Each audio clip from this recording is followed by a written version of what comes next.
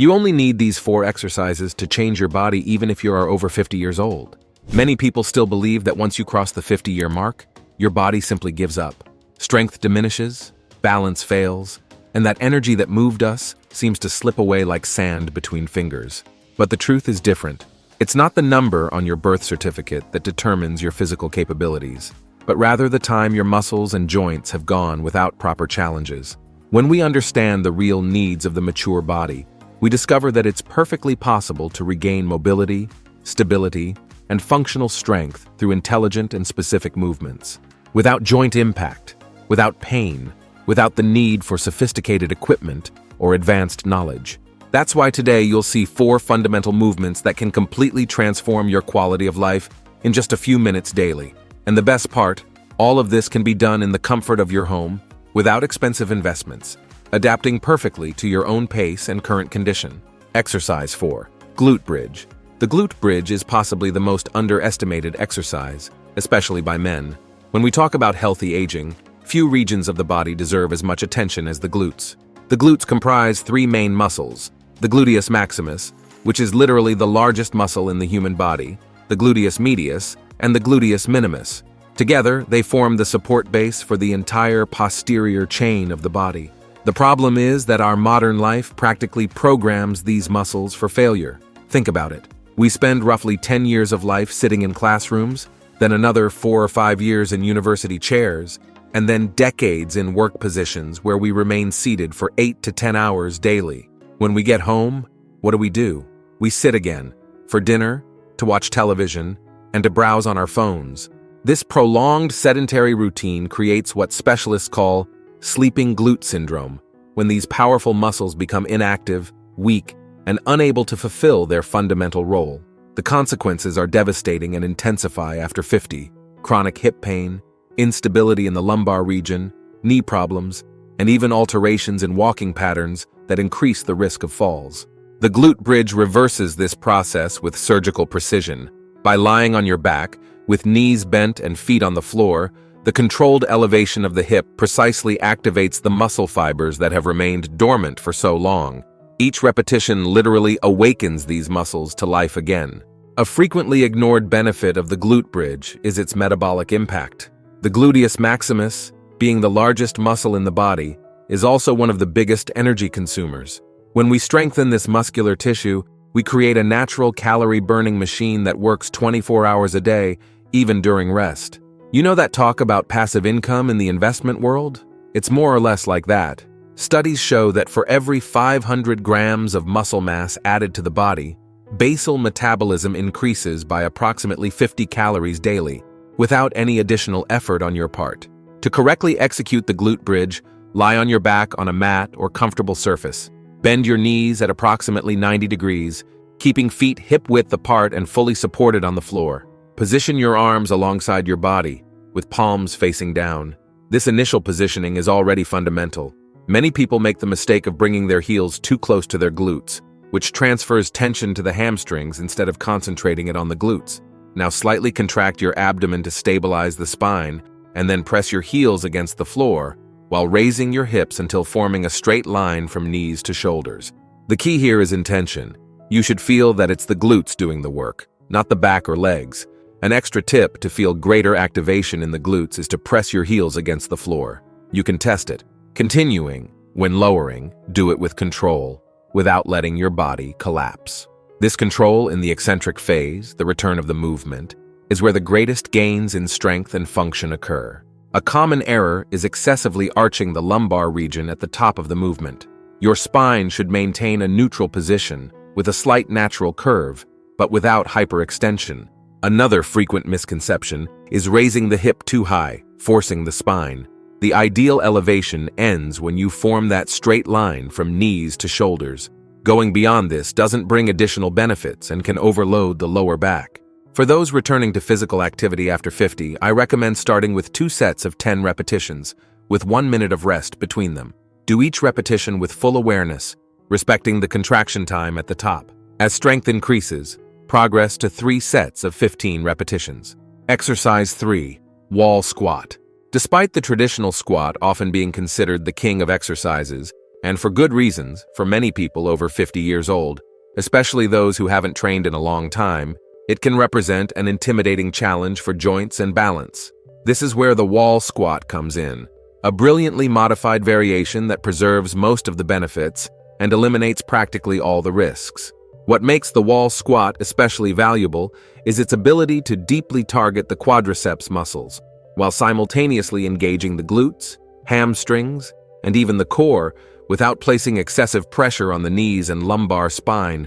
This exercise works as a perfect bridge between inactivity and full movement, allowing you to rebuild strength safely and progressively. Contrary to what many think, the wall squat is not just an easier version of the traditional squat. It has specific advantages that make it unique. The constant isometric tension that occurs when you maintain the position creates a particularly effective stimulus for developing muscular endurance and joint stability, two essential qualities that tend to decrease with age. One of the greatest advantages of this exercise is how it completely transforms walking stability. Many people over 50 start to notice a feeling of insecurity when descending stairs or walking on irregular surfaces, classic symptoms of quadriceps weakness. The wall squat precisely attacks this vulnerability, restoring confidence in everyday movements. Additionally, it strengthens the knee extensor mechanism, which is essential for standing up from chairs and sofas without assistance. A skill that, although it seems simple, is one of the main markers of functional independence as we age. To perform the wall squat correctly, start by standing with your back to a solid and smooth wall. Step away from the wall approximately 1.5 foot lengths. Rest your back against the wall and slowly slide down, as if sitting in an invisible chair. Your feet should be shoulder-width apart, with toes pointing slightly outward. The ideal final position is one where your thighs are parallel to the floor, forming a 90-degree angle at the knees. However, and this is crucial for beginners or people with limitations, you should only go down as far as you can maintain comfort. If that means only a quarter of the full movement initially, that's absolutely correct. With time, you'll be able to gradually deepen the position. A common error is raising the shoulders toward the ears, creating unnecessary tension in the neck. Another frequent misconception is incorrect breathing. Never hold your breath during the exercise. Establish a constant breathing rhythm, inhaling through the nose and exhaling through the mouth, which will help maintain stability and focus during prolonged contractions. The wall squat offers a natural progression. Start with 2 sets of 15 to 20 seconds, resting 1 minute between them. Gradually increase to 3 sets of 30 seconds. When that becomes comfortable, progress to 45 seconds and finally 60 seconds per set. To further increase the challenge, you can incorporate a small ball or cushion between your knees, pressing it throughout the exercise to add activation to the adductors. Before we continue to number 2, don't forget to subscribe to the channel. Having constant access to correct and science-based information is what will make you progress with long-term health in the world of bodybuilding. Exercise 2, decline push-ups. This variation of traditional push-ups represents the pinnacle of upper body training without equipment, directing the stimulus precisely to areas that tend to weaken over time, mainly the pectoral muscles, anterior deltoids, and triceps. Decline push-ups are characterized by the elevation of the feet in relation to the hands, creating a downward angle that significantly intensifies muscular work. This positioning modifies the distribution of body weight, concentrating greater load on the upper chest, specifically the clavicular portion of the pectoralis major muscle. This region is particularly important for men over 50, who frequently present disproportionate development, with the lower part of the chest more voluminous and a tendency for fat accumulation, while the upper part remains underdeveloped, making the clavicle appear excessively prominent. By balancing this development, we not only improve physical appearance but also restore complete functionality of pushing movements, essential for everyday activities like storing objects on high shelves or moving furniture. Additionally, we strengthen shoulder stability, drastically reducing the risk of injuries in the body's most vulnerable joints. However, I need to make an important warning. Decline push-ups are not for absolute beginners, especially those who haven't practiced resistance exercises for a long time. There is a logical and safe progression that we must respect to reach them. For those returning to physical activity after years of pause, the ideal starting point is incline push-ups. In this variation, instead of supporting your hands on the floor, you support them on an elevated and stable surface, like a table, kitchen counter, or the back of a sturdy sofa. The higher the surface, the easier the exercise will be.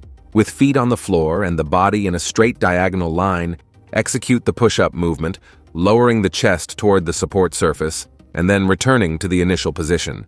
The beauty of incline push-ups is in how they allow you to precisely adjust the difficulty level through the height of the support.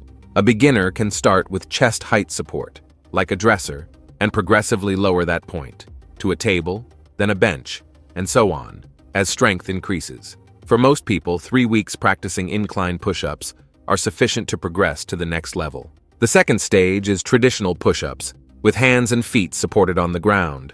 Here, the body should form a perfect straight line from heels to head, with the core engaged to prevent hip dropping or excessive arching of the lower back. The hands are positioned slightly wider than shoulder width, with fingers pointing forward or slightly outward. This intermediate level usually requires 4 to 6 weeks of consistent practice before one can safely advance to decline push-ups. Finally, when adequate strength and stability have been developed, you'll be ready for decline push-ups. To execute them, you'll need a stable surface to elevate your feet. It can be a sturdy box, a low bench, or even some thick stacked books will serve. The ideal height to start is between 8 and 12 inches. Position yourself in a plank position, with hands supported on the floor and feet on the chosen elevation. Your hands should be shoulder width apart or slightly wider. Keep your body in a straight line from heels to head.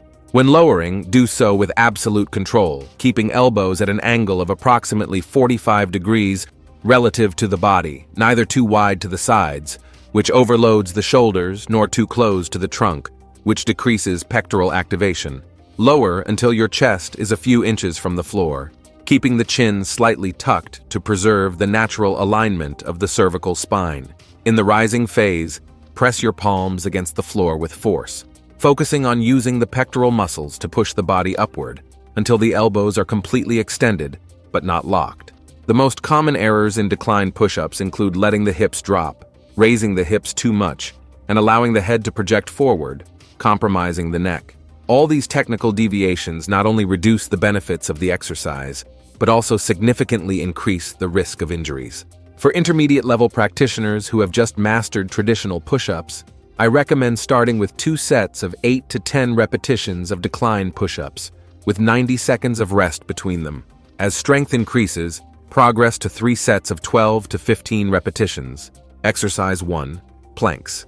The transformative power of planks resides in their ability to simultaneously and deeply activate the entire muscular complex known as the core, a term that goes far beyond the visible abdominals. The core is composed of more than 29 muscles that surround the entire trunk region, from the diaphragm to the pelvic floor, including the deep abdominal muscles, internal and external oblique muscles, multifidus, and quadratus lumborum. The importance of a strong core after 50 years cannot be overstated. This muscular system functions as a natural corset that stabilizes your spine during any movement. From simple tasks like lifting a shopping bag to more complex activities like gardening or playing with grandchildren. A fragile core is frequently the root cause of chronic lower back pain, a problem that affects more than 80% of people over 50 at some point.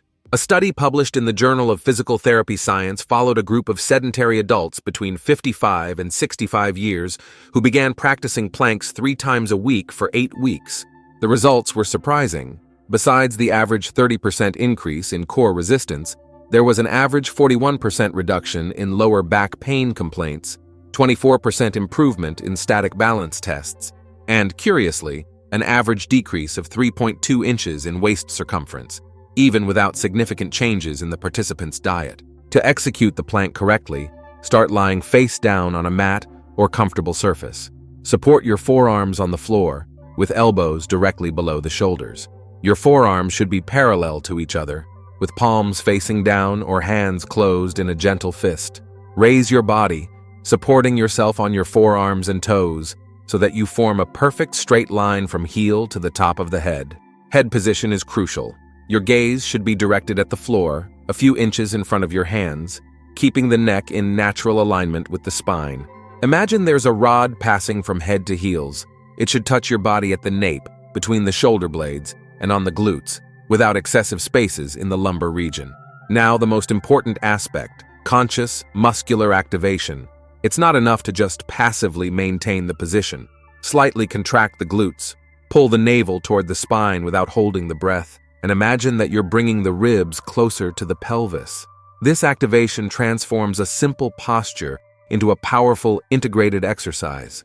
Another often neglected benefit of planks is their impact on digestive health. The deep activation of the transverse abdominis, the muscle that wraps your internal organs like a natural belt, improves intestinal transit and can alleviate common digestive discomforts after 50 years. Many people over 50 may feel intimidated by the traditional plank, and that's perfectly understandable. The good news is that there are progressions that allow adapting the exercise for any conditioning level. For absolute beginners, the knee plank is the ideal starting point. In this variation, you maintain the same upper position, but support your knees on the floor instead of the toes, significantly reducing the intensity of the exercise. As for the duration, start with what's comfortable, even if it's just 10 seconds per set. The goal is not to endure extreme discomfort, but rather to build resistance progressively. For beginners, 3 sets of 10 to 15 seconds, with 1 minute of rest between them, is an excellent starting point. As strength increases, advance to 20, 30, and eventually 45 to 60 seconds per set. A common error is allowing the hip to sink toward the floor, creating excessive curvature in the lumbar region. Equally problematic is raising the hips too much, forming a peak in the posture. Both deviations not only reduce the effectiveness of the exercise, but can also overload structures that shouldn't be under tension. Another frequent misconception is inadequate breathing.